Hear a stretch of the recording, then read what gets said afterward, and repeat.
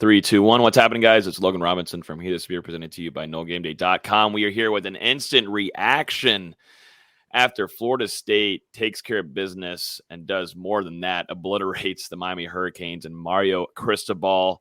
Norvell actually on the sidelines for this game. 45-3. The Hurricanes go down pretty early. Florida State starting off strong in that first quarter. And after that, it just seems like this game's over. Tyler Van Dyke goes out with an injury. Didn't seem like he was fully 100% trotting out there. Man, oh man, what a game from Mike Norvell and the Florida State Seminoles. With me this evening is Austin Veazey, our lead basketball writer, up in the top right corner. Down below is Dustin Lewis, our editor-in-chief at Noel Game Day.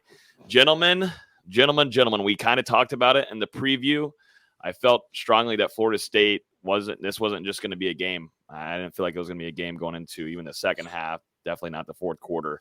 And sure enough, they take care of business, man. What are y'all thoughts? Florida statement. It really felt like head coach Mike Norvell and the Seminoles wanted to come out here and send a message to Miami and I mean, really the rest of the country, with a dominating win like this, the second largest margin of victory for Florida State in the history of this rivalry, which, as we all know, spans back for over 60 matchups at this point. But Florida State came out, got the ball first, got a little luck there with that pass interference penalty, and then we're able to hit on Terry Wilson with a perfect pass for a touchdown.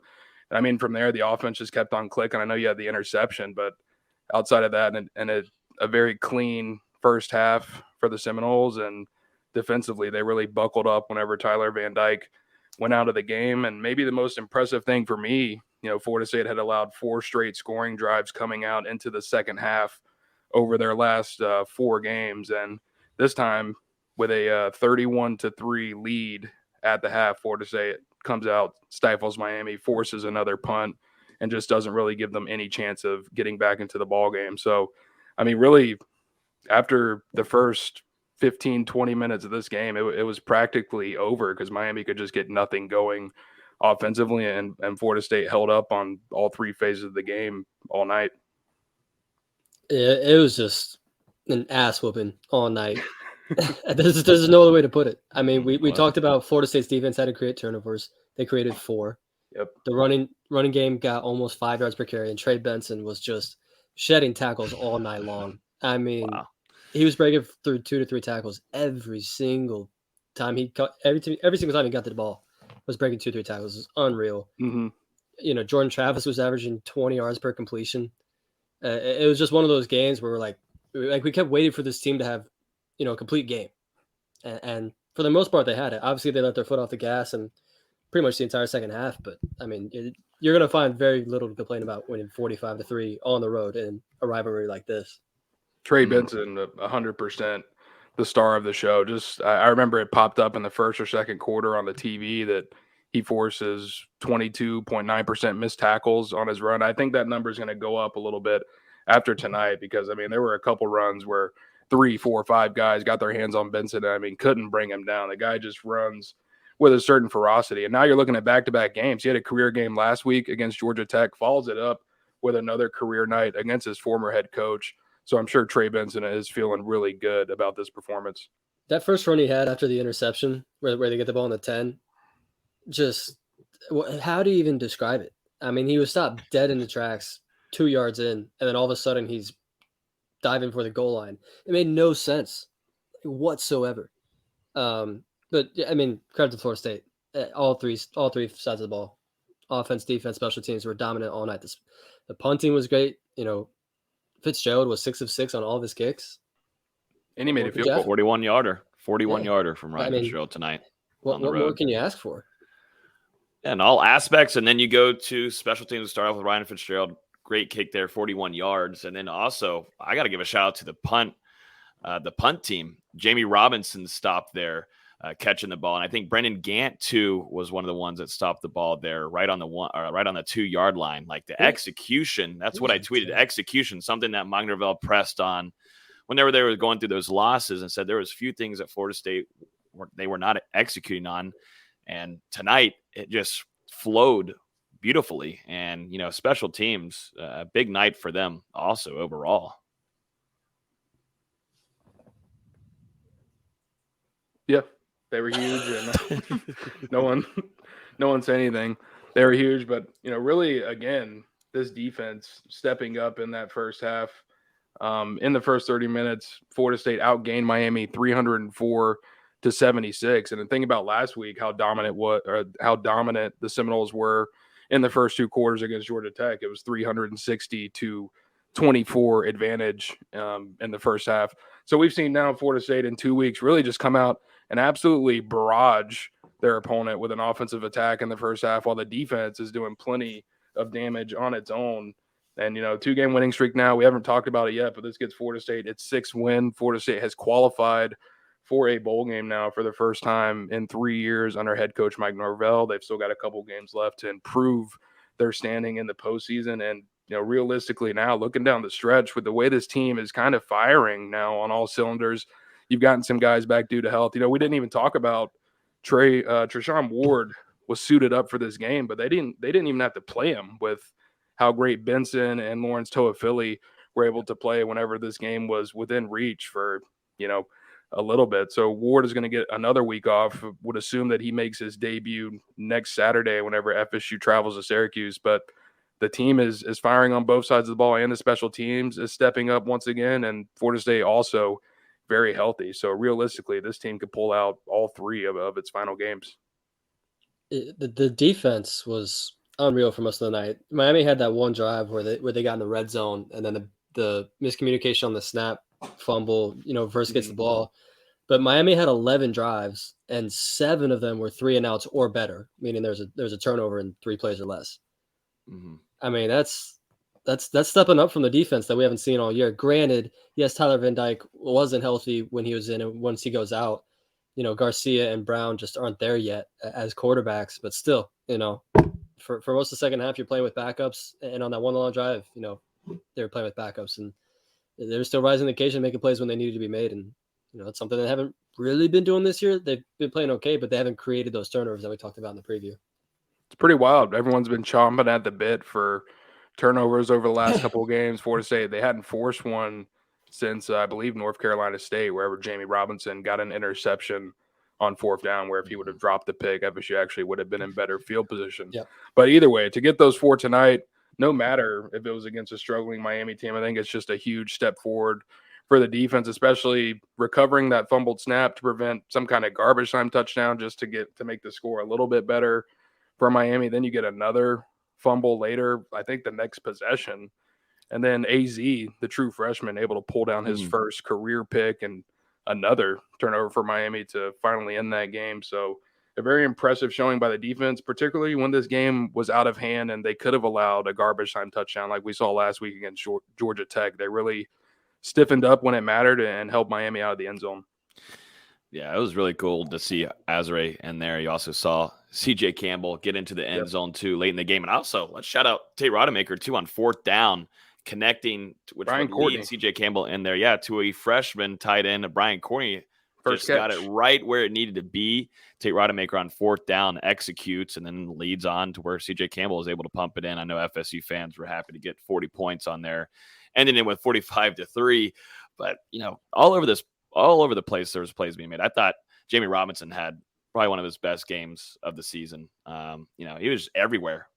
Tackle for loss, dominating there. Special teams down there, building a wall to catch the ball, put them at the 2, pin them down there, the Hurricanes. He was everywhere. And he also led the team in tackles too tonight. Just a really nice performance from a guy that we went into the season looking at, and you're expecting to see a leader come out of him. And yeah, when you need your leaders in big games like this, definitely on the road against a rival, that's what you expect from a guy who's going to get a really nice shot in the league too this next year. That one tackle for loss he had on Ja'Carry Brown kind of was the whole story of the game. He gets in the backfield, kind of slings him down, and then he doesn't think he's down, so he just shoves him over. That was pretty fitting for how the game went. Yeah. There was a lot of things where just Florida State, you see Jared Verse too. He's breaking after getting his sack. You knew that was just coming eventually. Also, happy birthday to Jared Verse. But gets a sack on his birthday night, has the U, breaks it over his knee. Just phenomenal content all throughout it. You get to see Jordan Travis too smiling. You see panned out, slowly panning out of the stadium. You see the Miami fans up there in the corner. It's just FSU fans have been through that. Florida State fans have all been through it, where it's on the other side. Now you get to see it against your rival, one of your most hated rivals, and it just is a beautiful, wonderful night. The videos of the Miami fans leaving the game in waves at halftime was one of the funniest things I've ever seen. Like I needed to see that. That was good. They're used to it. I mean, they left a certain heat game before. Well, I mean, usually they're not even there. So the fact that there's actually people to leave is, impressive for Miami. Which was kind of sad. They were touting up how it was their second sellout since 2018, and the last sellout was also against FSU. So what's the common denominator here, guys? Mm-hmm. Blockbuster boys, we're back. But I want to point real quick just to some offensive stats that are kind of crazy, because 10 different players caught a pass in this game, and just the distribution. 3 receivers caught a pass, 3 running backs caught a pass, 3 tight ends caught a pass, and also a linebacker / fullback caught a pass. And then, we mentioned CJ Campbell scoring a touchdown.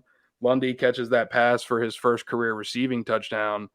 And I saw a stat, I think maybe it was Ben Meyerson from Tomahawk Nation, but Lundy has now played 4 plays at fullback this season. 3 of them have resulted in touchdowns. So whenever he gets in there, really stepping up for Florida State on the offensive side of the ball, as well as making some great contributions defensively. Dustin, we see them practice that all the time, man. It's the Lundy package, and it always delivers. And it really does. It does. And there's a lot of things that they do with it, and they practice very hard for that red zone. 6 of 6 tonight. That's something Mike Norvell had been wanting to get better at and find more consistency. They're 100% tonight. Good stats. I mean, you could jump around everywhere. I mean, looking at the stat broadcast over here, you look at that total yards, rushing Florida State, obviously, with Trey Benson. Lawrence Toafili, dude, I mean, just running with physicality. What in the hell, man? I mean, he just – nobody thinks of him to be that way. And I don't think defenses think about him that way. And he will bust down and get for that first down. It just goes to show the improvement that Coach Yak has done with him. Mm-hmm. And also, Mike Norvell shouted out Coach Storms after the game, just of some of these guys putting on size, the strength that they've built. And, a good example of that is running back Lawrence Toafili. Toafili also led the team in receiving, got that pass out of the backfield.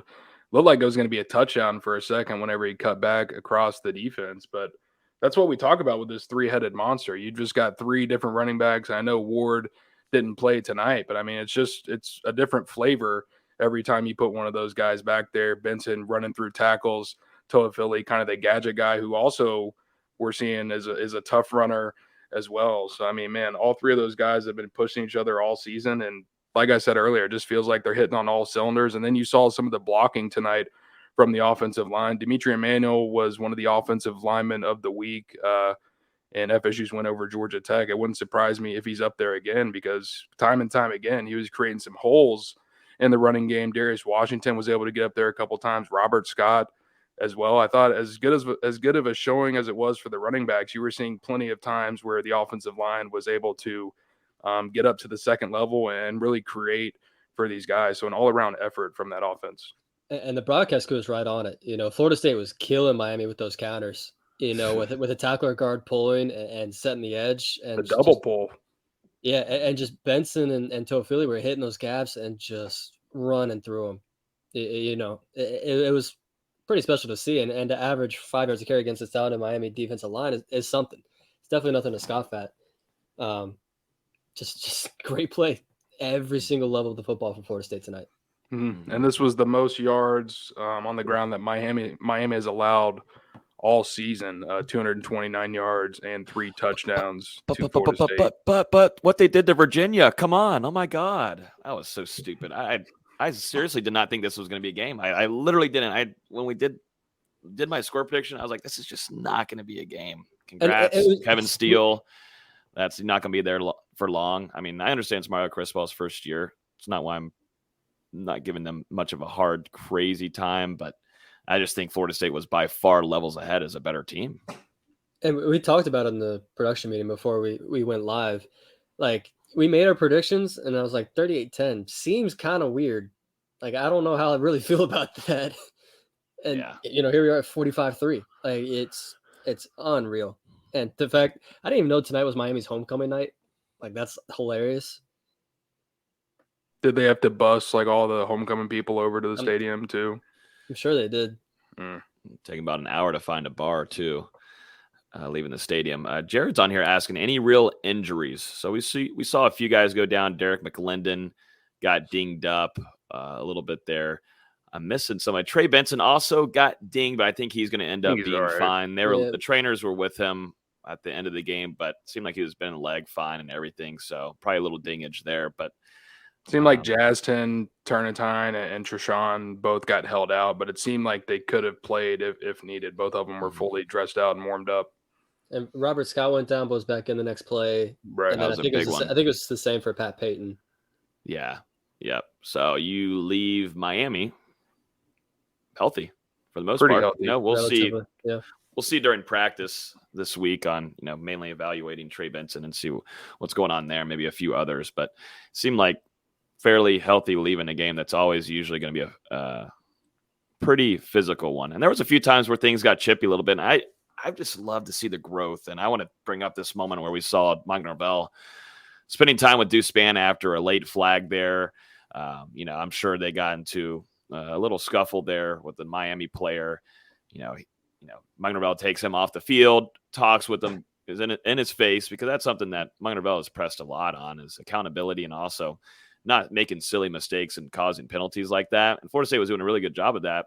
Deuce Spann goes in there, has a mistake, and then Deuce, we don't usually see Deuce like this during practice. He's not the most animated guy, kind of cool and collect, but to see him kind of get fired up there a little bit was interesting to watch. And I think Mike Norvell was as shocked as we were. D-Lou was like, okay, damn, Deuce Spann has kind of some fire in him there. And then I love how Mike Norvell said, okay, I'm going to go talk to him some more, kind of cools him down a little bit, eye to eye. And then you see just a couple plays later, Deuce Spann come down with a catch. Just goes to show what Mike Norvell is trying to build in the culture and build that locker room and help these players develop, and not only as players, but also as people, and I thought that was a really, really one of my most favorite moments I've ever seen from Mike Norvell, because we see it at practice, but it's cool to see the national side of what he does all throughout practice, all throughout fall camp, spring, to let it translate onto a national broadcast and for everybody else, all the Florida State fans to see. I thought it was a really cool moment.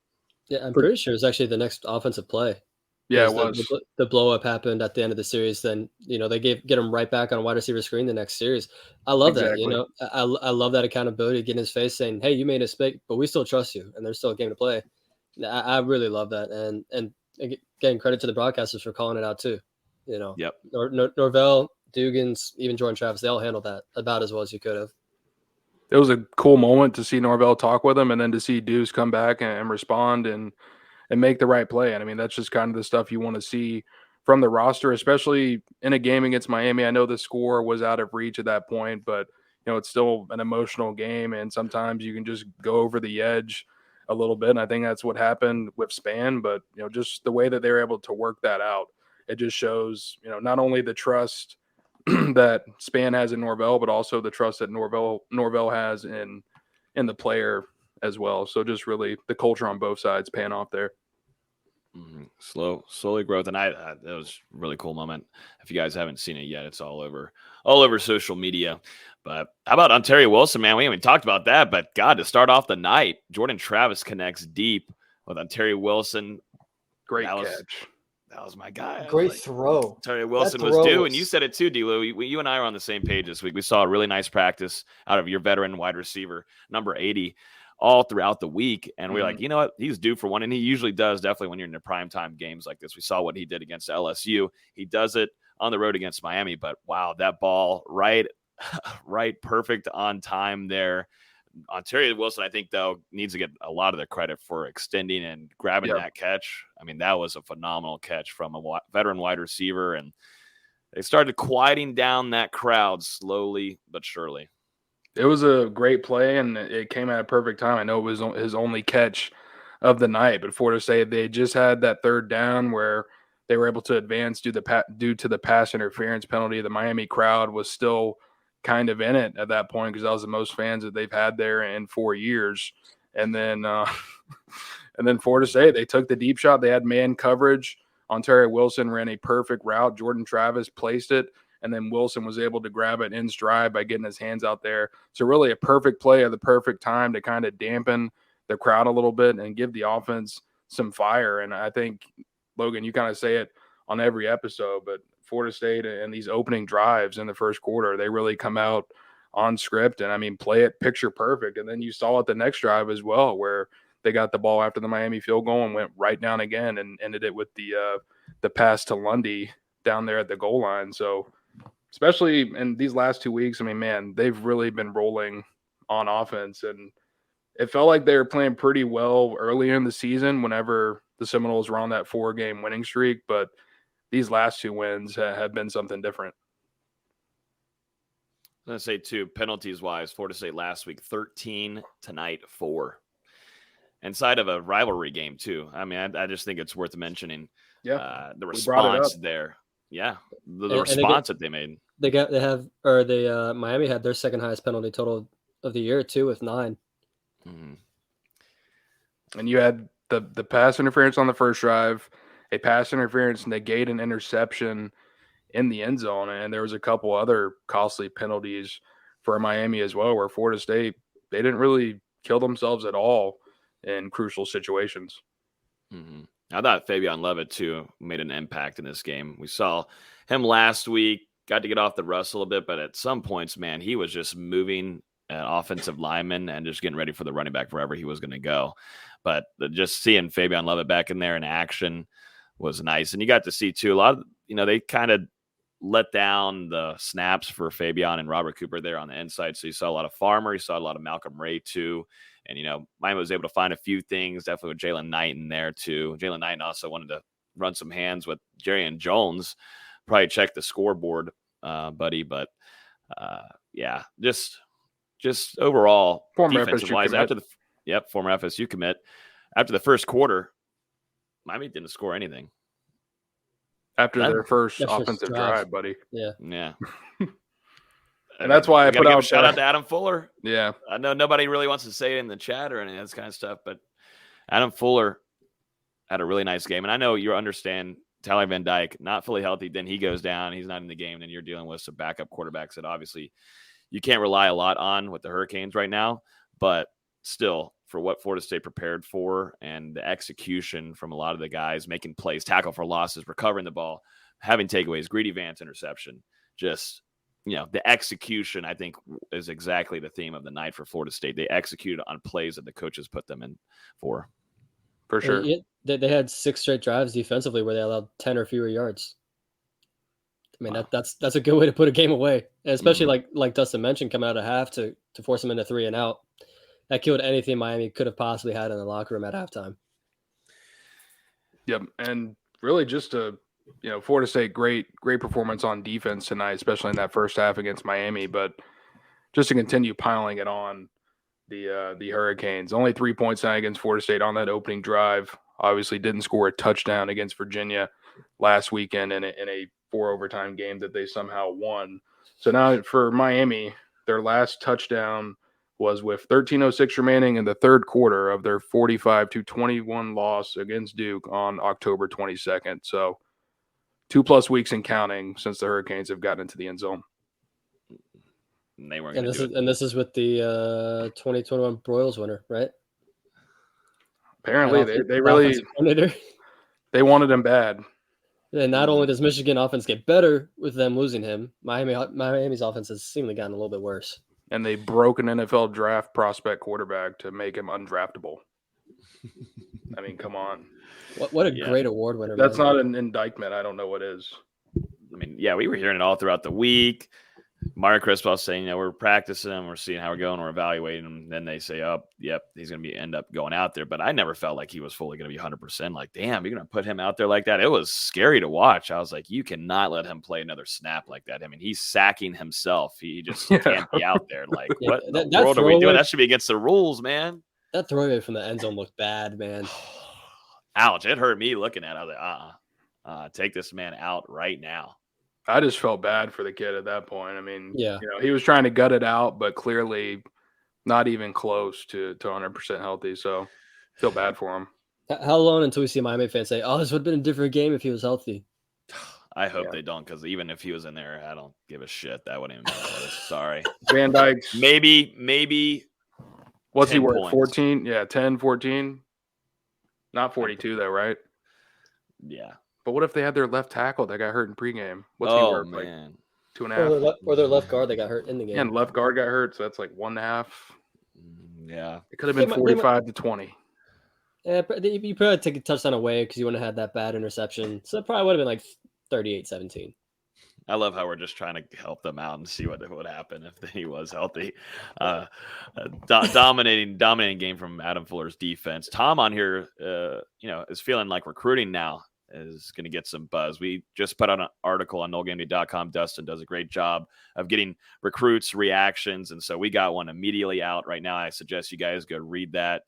A lot of good quotes, D-Lou, that you got. What's the buzz after going down there in Miami, where that area is filled with rich talent, and there are also a few targets there that were in attendance to see that, including, I don't know if you've been able to confirm, I don't know, we didn't get to see him, but Cedric Baxter, Florida State, big time target, former FSU running back commit, and attendance there. When you're seeing Trey Benson do this on a continuous basis, you see Trayshawn Ward earlier in the season, you see Lawrence Toafili, then you see CJ Campbell walk on, Rodney Hill to progress. Like, at some point, it's like, damn, could I come in and do the same thing? And Coach Yak, shout out to him. But recruiting buzz, D-Lou, what are you hearing, and what's the scoop?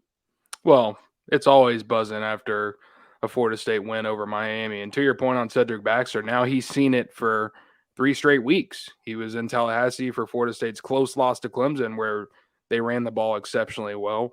He was there last weekend for an official visit against Georgia Tech, where once again the ground attack just did whatever they wanted. And he saw it tonight against Miami, where they absolutely beat down the Hurricanes. And some other guys in attendance, 4-star defensive end commit Lamont Green Jr., and he was there with top wide receiver target Jaylen Brown, and they were actually in attendance as fans. They didn't sit in the Miami recruiting section. I believe they came with Lamont Green's father. But regardless, some talent in the stands, and then a ton of people watching across the nation as well. This was my favorite reaction that we've gotten so far. This is from 4-star defensive back commit CJ Hurd and Tribe 24 committed to FSU over the summer. He said, good teams beat the shit out of bad teams. That's what happened tonight. So really plain and simple from CJ there, and straight to the point. I like it. I love that. That's a great quote there. He's always in our Instagram comments, hyping it up and everything. So a guy that has also got his recruiting cap on too, and trying to build his class on his own, but a lot of optimism coming out of recruits. Any else worth mentioning from in there? And I was just like trying to picture Lamont Green Sr. in like a Miami recruiting area and sitting there. I'm like, no. I couldn't even imagine it. We've also got 4-star defensive end Ruben Bain Jr., one of Florida State's top remaining defensive targets right now. He said, great defense, did they thing from start to end. And also recent offer, defensive end Chamberlain Campbell, who has an offer from Miami as well. Truly enjoyable watching this in-state rivalry, and there are a couple other reactions there, and got some messages out to some other guys. I'm sure we'll have some other stuff come in, but this is a huge win for Florida State, another victory that Mike Norvell and the Seminoles can sell on the recruiting trail moving forward. And there are still some targets in South Florida that the Seminoles are pursuing, such as, we talked about Edwin Joseph on Wednesday night, and that one right now, Miami and FSU, 2 of the teams involved in that recruitment. So, a win like this could spring some momentum there. We talked about with Baxter. This is, and especially a 45-3 win over Miami. This is something that Florida State, Mike Norvell, the recruiting staff, they can sell for an entire offseason. Mm-hmm. Yeah. Let's go to Mark real quick. We got to have a Kane in here, even though there's one of them out there that still is trying to use one of their brain cells here. This is Mark from Facebook saying, F them. You 3 are idiots. Miami had injuries. We've had them too. You guys are fools. My first reaction to that comment is cry more. Go get a degree. We know you didn't go to Miami. And then also eat a bag. Eat a bag of dicks. Anyways, so on to the next one. Sorry about that one. Wait, come on now. It's instant reaction. It's raw. We don't have any sponsors. Anyways, so Any other reactions from this game, guys? I mean, we got to look ahead now. Florida State is bowling, so that's going to be fun to cover this team a little bit longer. But Florida State is going to go on the road, 8 p.m. against Syracuse. Seems like Syracuse kind of starting to lose that momentum that they had earlier in the season, guys. Florida State has a chance here to get to 7 wins. And, man, you got to start thinking what could be the end result with Florida State having ULM the next week at home, and you finish off the season against Billy Napier and the Florida Gators at the end of the month. Yeah, Syracuse is kind of falling off the tracks a little bit, losing 19-9 to Pitt today. Quarterback Tommy Schrader hasn't been playing, so we might have a chance of seeing old rival Carlos Del Rio Garcia, I believe, who played at Florida and is now playing for Syracuse, was 8 of 23 for 120 yards and 6 sacks. A sack per completion is pretty crazy. Just that line you don't see very often. And then Sean Tucker was just completely stifled as a running back. 10 attempts for 19 yards. Syracuse has kind of been snake bitten a little bit these last couple of weeks. Garrett Williams goes out with an ACL injury a couple of weeks ago. Just tough luck. And, Florida State's rolling right now. They're getting healthy at the right time, and Syracuse just simply isn't. They're struggling. It wasn't that long ago where Syracuse was 6-0 and they had a 2-touchdown lead in Death Valley, and it was like, wow, the Orange might be for real. And ever since then, it's kind of went to the wayside. We'll see if Schrader is available next weekend, but like you said, one of their top players on the defensive side is out for the season, and they've really struggled over the last couple of weeks now. 3 straight losses for the Orange. Could have been 4 potentially if Devin Leary had been available for the game against North Carolina State, but that was the first week that he had been out for the Wolfpack after Florida State knocked him out for the season. But regardless, a team that's definitely going to be trying to regroup. It will be another road game for the Seminoles, so you're going to want to see them come back after this emotional rivalry win over Florida State, put together another strong week of practice, and get ready and don't overlook this opponent who, probably going to drop out of the top 25 now, but has been ranked for the majority of the season and could respond at any time. We'll be tracking Schrader's availability throughout the week because I think that changes a lot for Syracuse. And I know the running backs are licking their chops again because they just gave up 161 rushing yards to Pitt. And I think Florida State's running back room is a little bit better than Pitt's. Just a tiny bit. What do you think Florida State is with that running back room? A top 5 easy running back room in the country? Maybe top 3. I know going into the season. Yeah, top to bottom, it's tough to beat. I mean, just the depth they have where even if you put in Rodney Hill, who's your 4th running back, he's still really good. And CJ Campbell as a walk-on is really good. Mm-hmm. Top to bottom, it's tough to beat. It's one of those, maybe your 1 and 2 aren't as good as some other programs 1 and 2, but 1 through 5, it's tough to match. Mm-hmm. It's a really damn good room. And shout out to David Johnson. Say it again. He's done a pretty good job. And I think, going back to Cedric Baxter, I think he's got some good momentum for himself. I don't think he has to advertise much more to some of these guys that are really talented that are in the backfield for this upcoming class. For sure. See, could be adding to that room with some serious talent. We'll see what happens. We'll see. Never know. Anything else, gentlemen? It's so easy to come on here, definitely after a win like that, to just keep on rambling on. But this is a instant reaction that's now over 30 minutes to it. How I don't know. Trying to think. This team now seriously has a chance. I think toughest opponent will be at the end there with Florida. Not that they're the most impressive, but I do think I love that, Florida State has a chance to play that game at home too. The 9-3, 8-4, I think is at worst at right now for Florida State. Expectation wise is 8-4, which if they go worse than 8-4, something dramatically happened for sure. But yeah, 9-3 seems close on. And we've talked about it throughout the last couple of weeks, guys, Florida State with 1 possession games with these ranked opponents. You see the progression from year to year to year. And I love, the broadcast crew got to see, I love how they were the ones that were calling the game over there at New Orleans when Florida State beat LSU in that thrilling victory. And they got to see the progression throughout the season too, from both teams, and see LSU now go there and defeat Alabama, and just puts Florida State's win over LSU just a little bit better, doesn't it? Adds on to that resume just a tad. And not only that, but he was there for the Boise State collapse a few years ago. Yeah, I heard So to see the progression over those years is incredible. Nightmare. I just want to say, Florida State outside chance at a 10-win season if you throw in a bowl game. Yeah. And remember, this is a program that won 8 total games the first 2 years that Mike Norvell is here. So there's been a tremendous climb this year, gentlemen. Yeah, there has. Clemson also went down. Got obliterated. Smacked. By Notre Dame, man. Yeah. It was a wild day of college football for sure. Kind of missed some of it with having to watch the FSU game, but yeah, because you had the crazy ending in Death Valley, LSU, Alabama, where Brian Kelly goes for 2 in overtime. They run a pick play, but they get it. So now now FSU's got to win over a top 10 LSU team who just knocked off Alabama. And guess who taught Brian Kelly to go for that 2-point conversion? Mike Norvell, because he didn't want to leave it down to another extra point attempt. I honestly wouldn't be surprised.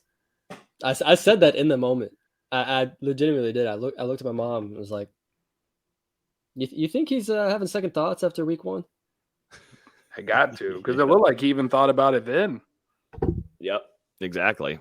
Man, I was surprised in the moment in New Orleans that he didn't. With as much momentum as they had, I was shocked. Brian Kelly is one of the most unique play callers in football. So I was surprised he didn't then. So I definitely think he saw the same situation this time. It's like, yeah, no chance, we're going for it. Mm-hmm. And Florida State, just looking back, like Cam Akers, Sean Corbin, just that room always impresses, and you can rely on. Michael's asking here. So Rodney Hill, CJ Campbell, Keziah Holmes, Penn State running back. Yeah, Penn State. I kind of forget about this one, but next year Florida State will have Penn State transfer running back Keziah Holmes, who in person looks very impressive. And watching him at practice, he's with scout team right now. But who do we think? What will this room look like going into next season? And then there's a question here: will Baxter want to come? This is a loaded room, but if you go to this room, you're seeing it's a trio. It's not just one guy that is starting out there every day. I think that's something that is worth noticing and talking about. You're still going to have Benson and Toafili at minimum. Mm-hmm. I mean, that's an insane room. Yeah, I don't know who goes, but I would think probably at least one of those guys decides to test the draft waters, maybe 2, depending on how the remainder of this season closes out for Florida State. But with the way that they rotate so many running backs, I don't think it would necessarily affect someone of the caliber of Baxter Jr., especially, he's someone you would expect to come in and instantly make an impact for playing time. We talked about on Wednesday, if Florida State's able to sign him and Samuel Singleton, that's 2, at least recruiting ranking wise, that would be the 2 best running backs that Mike Norvell would have signed from the high school ranks since he's been in Tallahassee. So we've seen what he can do with guys that were former walk-ons or 3-stars or fringe 4-stars, transfers that had dealt with serious injuries. But now you give him a bona fide top 20 recruit, a top 3 running back in the class. With a growing offensive line, too. With that as well, this guy is kind of the limit there. Mike Norvell, he's got running backs figured out. I think we can all say that. Yep. Not worried about that one whatsoever. Well, put me back there. He'd probably find a way to get 150 yards. 150 yards. You better chill. Not get carried away. Maybe 2 yards. Unless you're the one blocking. That's what I meant. I'll play a DJ Lundy role. It might be able to work. He was wide the F open, so it could work if you got the hands. But yeah, anything else, gentlemen?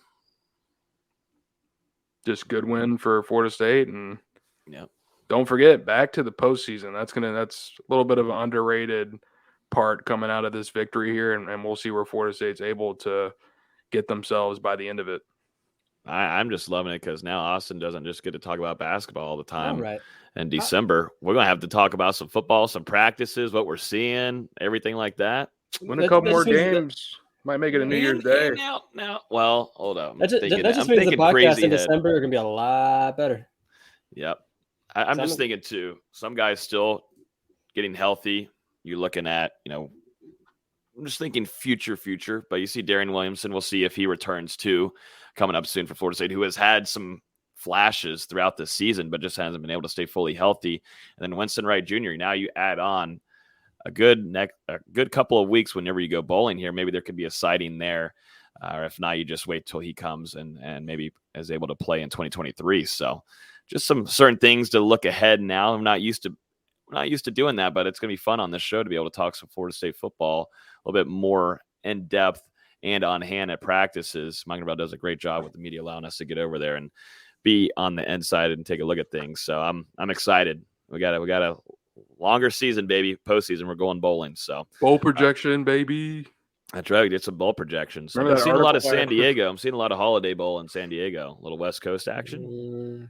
Just remember, we had the I think article. It could get better though if they keep winning like this. You could start upping it up a little bit. We had it ready to go last year whenever Florida State was playing their regular season finale against UM. We had so many things ready. Whole article ready. Then we just had to delete it. Yeah. While in Gainesville in their press box. Outside, cold, granite press box table there outside. It's not in glass, not enclosed. In the car. And he left his jacket in the car. It was cold, man. It was cold. That's pretty cold. Now we're on to better things, and the horizon is bright. So Florida State absolutely dominates Miami and Mario Cristobal in his first year, 45-3. The Seminoles are going bowling in 2022. Appreciate everybody listening. You can listen to this podcast on iTunes, Google Play, Spotify. If you're on YouTube right now, before you leave, hit a like. If you're on Facebook right now, share with all your friends, all the Facebook groups that you're in. We will be live on Wednesday night at 8 p.m. We'll be previewing Syracuse and talking some basketball. Florida State and Leonard Hamilton tip off on Monday. We will be there for coverage on that too. So a lot of content coming your way, a lot more work. This is where the busiest time of the year comes. So enjoy it. I'm excited. All right, everybody, have a good evening, and we'll talk to you guys next week on Wednesday at 8 p.m. Peace. Free Baba.